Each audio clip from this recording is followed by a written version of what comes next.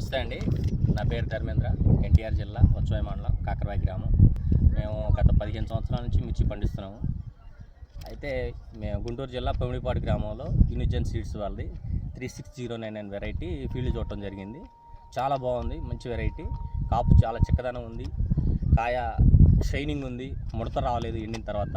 తాలుగాయలు చాలా తక్కువ, మంచి వెరైటీ. మార్కెట్లో కూడా అధిక రేటు పోయే కలరు షైనింగ్ బాగున్నాయి.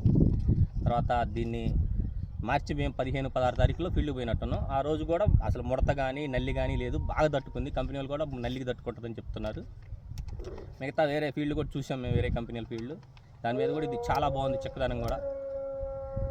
నేను ఒక 4 ఎకరాలకు బుక్ చేసుకోవడం జరుగుతుంది దీన్ని నెక్స్ట్ ఇయర్కి. రైతు సోదరులు కూడా వేసుకోదగ్గ వెరైటీ చూసి వేసుకోదగ్గ. మీరు ఎన్ని ఎకరాలు వేస్తున్నారు?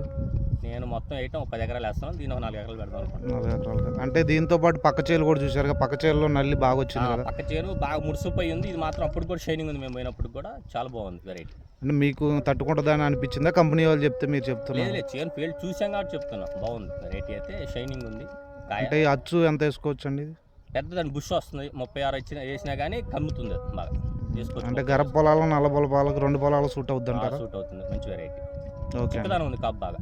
ఓకే అండి, థ్యాంక్స్. Thank you.